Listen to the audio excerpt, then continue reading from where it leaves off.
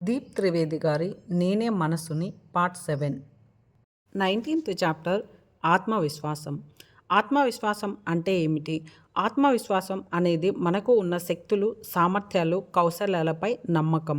ఇది మనకు సంకల్ప శక్తి, ధైర్యం, నిర్ణయ శక్తి ఇస్తుంది. మనసు ఆత్మవిశ్వాసానికి మూలం. మనసులోని దృఢమైన ఆలోచనలు, అవగాహన, స్థిరమైన అభిప్రాయాలు ఆత్మవిశ్వాసాన్ని పెంపొందిస్తాయి.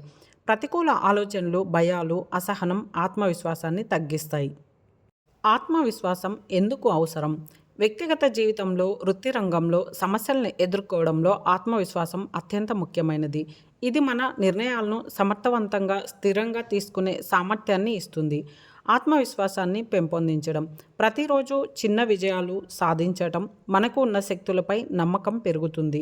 ధ్యానం, ధైర్యభరితమైన ఆలోచనలు, ప్రతికూలతలపై అవగాహన ఆత్మవిశ్వాసాన్ని బలోపేతం చేస్తాయి. ఇతరుల మీద ఆధారపడకుండా స్వతంత్రంగా నిర్ణయాలు తీసుకోవడం. ఇవి అన్నీ మన ఆత్మవిశ్వాసాన్ని పెంపొందింపజేస్తాయి. ప్రాక్టికల్ సూచనలు. ప్రతిరోజు ఒక చిన్న లక్ష్యాన్ని సాధించడం.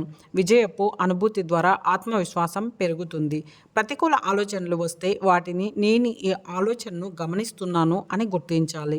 ధ్యానం, శ్వాసపై కేంద్రీకరణ, జాగ్రత్త అభ్యాసాలు ఆత్మవిశ్వాసానికి బలాన్ని ఇస్తాయి. సారాంశం. ఆత్మవిశ్వాసం అనేది మన నిర్ణయ శక్తి, ధైర్యం, స్థిరత్వం కోసం అవసరం. దీని ద్వారా మనం సమస్యలను సులభంగా ఎదుర్కొని వ్యక్తిగత మరియు వృత్తి విజయాలను సాధించవచ్చు. 20th చాప్టర్ సంతృప్తి. సంతృప్తి అంటే ఏమిటి? సంతృప్తి అనేది మనసులో స్వయంగా శాంతి, తృప్తి, ఆనందం కలిగిన స్థితి. ఇది బయట విషయాలు, ధనం, ఇతరుల ఆమోదంపై ఆధారపడకుండా వస్తుంది. మనసు సంతృప్తికి మూలం.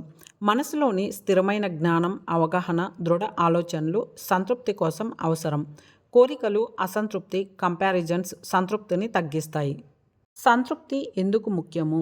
సంతోషం, స్థిరత్వం, మానసిక శాంతి పొందడానికి. సంతృప్తి లేనప్పుడు మన జీవితం ఎల్లప్పుడూ ఆకాంక్షలు, ఆందోళన, అసహనంతో నిండి ఉంటుంది. సంతృప్తిని పెంపొందించడం.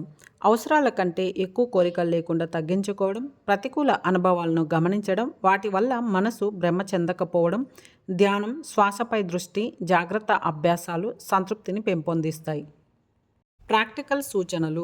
ప్రతిరోజు మీరు ఖచ్చితంగా ఉన్న దానిలో సంతోషాన్ని గమనించడం, కంపారిజన్స్ లేకుండా స్వీయ సాధన, స్వీయ పురోగతిపై దృష్టి పెట్టడం, అవసరాలు మరియు కోరికలను అవగాహనతో నియంత్రించడం. సారాంశం. సంతృప్తి అనేది మనసులోని స్థిరమైన శాంతి, తృప్తి, ఆనందం. దీని ద్వారా మనం అసంతృప్తి, కోపం, ఆందోళన లాంటి ప్రతికూలతల నుండి విముక్తి పొంది నిజమైన సుఖాన్ని అనుభవించవచ్చు. లాస్ట్ చాప్టర్ సంగ్రహం. పుస్తక సారాంశం. ఐ యామ్ ద మైండ్ పుస్తకం మన మనసు, ఆలోచనలు, భావాలు, వ్యక్తిత్వం, మనోవికారం, కోరికలు, ధైర్యం, స్థిరత్వం వంటి అంశాలను తెలుసుకోవడానికి మార్గదర్శనం చేస్తుంది. ప్రతి అధ్యాయం మన మనస్సుని అవగాహన చేసుకోవడం, నియంత్రించడం, స్వీయ శక్తిని వెలికి తీయడం కోసం చాలా హెల్ప్ చేస్తుంది.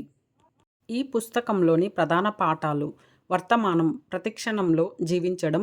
వ్యక్తిత్వం, మనసు నుండి వ్యక్తిత్వం రూపొందుతుంది. నిజమైన నేను అది కాదు. మనోవికారం, భావాలను గమనించడం, నియంత్రించడం. ఆకాంక్షలు, కోరికలు, అవగాహనతో నియంత్రించడం. సాఫల్యం, మనసు, ధైర్యం, క్రమం, నియంత్రిత కోరికలతో సాధ్యమవుతుంది. వివేకం, సత్యం, అసత్యం, అవసరం, అనవసరాన్ని వేరు చేసే శక్తి. సృజనాత్మకత, సమస్యలపై కొత్త కోణంలో ఆలోచించడం. ఏకాగ్రత, ఒక విషయం మీద పూర్తి దృష్టి పెట్టడం. ఆత్మవిశ్వాసం, మన సామర్థ్యాలు, శక్తులపై నమ్మకం. సంతృప్తి, కోరికలపై నియంత్రణ, శాంతి, తృప్తి. చివరి సందేశం.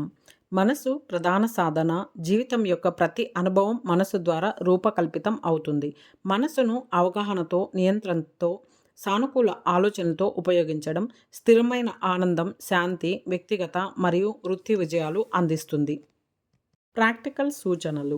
ప్రతిరోజు ధ్యానం, జాగ్రత్త, శ్వాసపై కేంద్రీకరణ, కోరికలను నియంత్రించటం, ప్రతికూల భావాలను గమనించడం, అవి మనసును ప్రభావితం చేయకూడదు.